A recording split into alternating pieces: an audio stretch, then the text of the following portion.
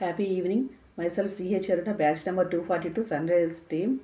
ఈరోజు టాపిక్ వచ్చి art of story telling. Speaker Gangul Srikar garu కథ యొక్క గొప్పతనం గురించి చాలా మంచిగా చెప్పారు. కథకి చాలా శక్తి ఉంటుందని, కథల యొక్క గొప్పతనం గురించి మంచిగా బోధించారు.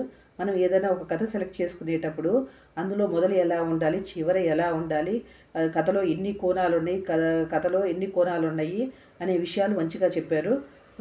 మనం చిన్నప్పటి నుంచి అమ్మ చెప్పిన చందమామ కథలు, రకరకాలైన కథలు వింటూ వచ్చాము. అలాగే ఇప్పుడు మన పిల్లలకి కథల యొక్క గొప్పదాన్ని చెప్పటం వల్ల వాళ్ళల్లో జ్ఞాపశక్తి పెరుగుతుంది, ఊహాశక్తి పెరుగుతుంది, చాలా గొప్పగా ఆలోచిస్తారు.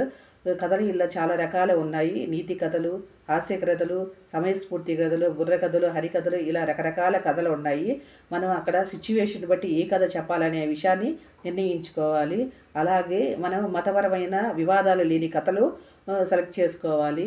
ఒక తల్లి తండ్రి గురువు చేసే పనిని ఒక కథ మాత్రమే చేయగలదు అనే గొప్ప విషయాన్ని మన స్పీకర్ గారు బోధించారు.